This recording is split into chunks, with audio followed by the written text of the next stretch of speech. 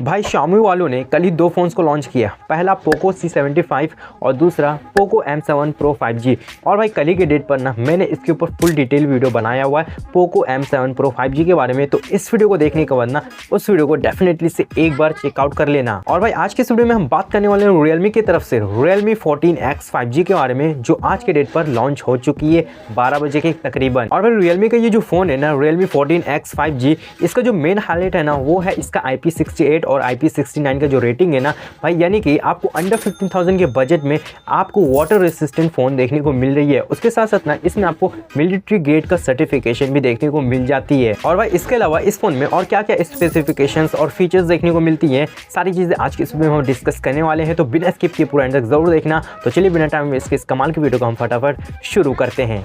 Okay, तो चलो सबसे पहले हम बात कर लेते हैं इस Realme 14X 5G के बैक लुक एंड डिज़ाइन के बारे में। तो इसका जो डिज़ाइन है ना पर्सनली मुझे काफ़ी ज़्यादा अच्छा लगा, बिकॉज इसका जो कैमरा मॉड्यूल है ना वो एक साइड तीनों कैमरा सेटअप आपको देखने को मिल जाता है कुछ इस तरह से बैक में। और भाई बैक में प्लास्टिक मटेरियल देखने को मिल जाती है। और उसके साथ साथ ना ये फ़ोन मिलिट्री ग्रेड सर्टिफिकेशन के साथ आता है। और कहीं भी आप गिरा दोनों टेबल पर हो, ज़मीन पर हो, कहीं भी छटक जाएगा ना आपके हाथों से तो भाई टूटने वाला नहीं है, बिकॉज इसको मिलिट्री ग्रेड का सर्टिफिकेशन देखने को मिल जाती है इसमें। तो आपका क्या ओपिनियन है ये मुझे कमेंट सेक्शन में ज़रूर बताना। तो चलो अब हम बात कर लेते हैं इस फोन के डिस्प्ले के बारे में कि डिस्प्ले आपको कैसा देखने को मिल जाती है। तो इस फोन का जो डिस्प्ले है ना वो आपको देखने को मिलेगा 6.67 इंचेस का FHD प्लस IPS LCD का डिस्प्ले देखने को मिल जाती है। 120 हर्ट्ज रिफ्रेश रेट भी सपोर्टेड है। और यहाँ पर ना 625 नीट्स पीक ब्राइटनेस देखने को मिल जाती है, जो बजट के हिसाब से ना थोड़ा कम है। और यहाँ पर डिस्प्ले है ना ठीक ठाक आपको देखने को मिल जाती है, ज़्यादा अच्छा देखने को नहीं मिलेगा, बिकॉज यहाँ पर ना आपको IPS LCD ही देखने को मिल जाती है, AMOLED डिस्प्ले देखने को नहीं मिलेगा। और भाई अगर आप कंटेंट वगैरह ज़्यादा देखते हो, मल्टीमीडिया वाला फ़ोन आपको चाहिए जिसमें आप वेब सीरीज़ कंटेंट वगैरह कुछ भी देखते हो ना जो आपको अच्छा लगता है ना,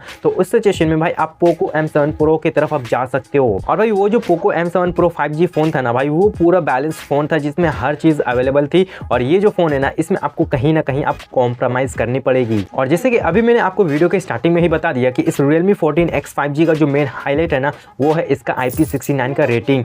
ये जो पहला फ़ोन है ना भाई अंडर 15,000 के बजट में आपको IP69 प्रोवाइड कर रही है, जो बहुत ही ज़्यादा सही है। बट कुछ फीचर्स आपको ना भाई कॉम्प्रोमाइज़ करनी पड़ेगी, जैसे कि इसका डिस्प्ले और इसका परफॉर्मेंस थोड़ा डिसेंट देखने को मिल जाती है। उसके साथ साथ कैमरा परफॉर्मेंस भी थोड़ा सा डिसेंट है, बिकॉज इसमें ना आपको OIS भी देखने को नहीं मिलेगा। और अगर हम बात करें परफॉर्मेंस के बारे में तो इसमें ना आपको MediaTek की तरफ से देखने को मिल जाता है MediaTek Dimensity 6300 चिपसेट, जहाँ पर अगर हम बात करें AnTuTu बेंचमार्क्स का तो यहाँ पर ना 4.5 लाख प्लस AnTuTu बेंचमार्क्स देखने को मिल जाती है, जो ओवरऑल डिसेंट परफॉर्मेंस देगा आपको और गेमिंग वगैरह आप डिसेंट तरीके से खेल पाओगे। और भाई इसमें ना 6GB का रैम और 128GB का स्टोरेज वेरिएंट देखने को मिल जाती है। आउट ऑफ द बॉक्स ये फोन Android 14 पर बेस्ड होगा, जहां पर आपको Android 14 के अपडेट्स देखने को मिलेंगे। उसके साथ साथ ये इसमें आपको Realme की UI फीचर्स भी देखने को मिलेंगे। और इस फोन का मुझे एक चीज सबसे ज्यादा बेकार लगा, इसमें ना आपको सिंगल सिम का ही स्लॉट देखने को मिल जाती है, एक सिम कार्ड और एक मेमोरी कार्ड का स्लॉट देखने को मिलेगा। तो चलो अब हम बात कर लेते हैं इस फोन के बैटरी परफॉर्मेंस के बारे में। तो बैटरी काफी अच्छा देखने को मिल जाती है,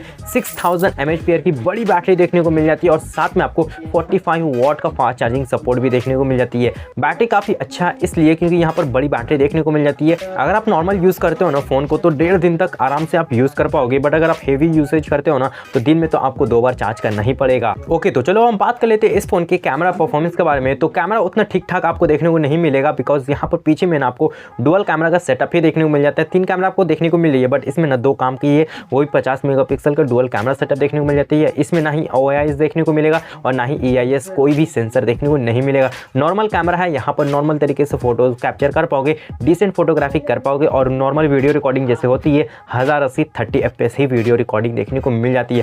फ्रंट की अगर हम बात करें तो यहाँ पर 8 मेगापिक्सल का फ्रंट सेल्फी सेंसर देखने को मिल जाती है, जहाँ पर डिसेंट तरीके से सेल्फी वगैरह निकाल पाओगे, पोर्ट्रेट शॉट्स अच्छे तरीके से निकाल पाओगे और ब्यूटी मोड भी देखने को मिलेगा। और यहाँ पर भी आप 1080 30 FPS का वीडियो रिकॉर्ड कर पाओगे। ओवरऑल अगर हम बात करें इस फोन के बारे में तो इस फोन का ना 3 चीज मुझे सबसे ज्यादा सही लगा प्राइसिंग के हिसाब से, बजट के हिसाब से 15,000 के अंडर में आपको IP69 प्रोवाइड कर रही है, जो अदर फोन्स आपको देखने को नहीं मिलेगा। उसके साथ साथ ना मिलिट्री ग्रेड का सर्टिफिकेशन देखने को मिल जाती है और बैटरी परफॉर्मेंस भी काफी तगड़ा देखने को मिल जाती है। बाकी अदर चीज ना डिसेंट है, क्वाइट है, बहुत ही सही है। आपका क्या ओपिनियन है ये मुझे कमेंट सेक्शन में जरूर बताना। बाय द वे अगर वीडियो जरा हेल्पफुल हुई है, वीडियो पसंद आई है ना तो प्लीज वीडियो को एक लाइक जरूर कर देना। और भाई पोको M7 Pro का जो रिव्यू मैंने बताया ना उस वीडियो को डेफिनेटली से चेकआउट करना, वो एकदम फुल ऑफ ऑलराउंडर फोन माना जा सकता है। अगर आप चैनल पर नहीं हो तो क्या कर रहे हो, फटाफट चैनल को सब्सक्राइब करके बेल आइकन को प्रेस करके ऑल पे सेट कर लेना। तो चलिए फिलहाल के लिए इस वीडियो को हम यहीं पर एंड करते हैं। Thank you so much video को एंड तक देखने के लिए। मिलते हैं तब तक के लिए नेक्स्ट वीडियो में। Bye bye.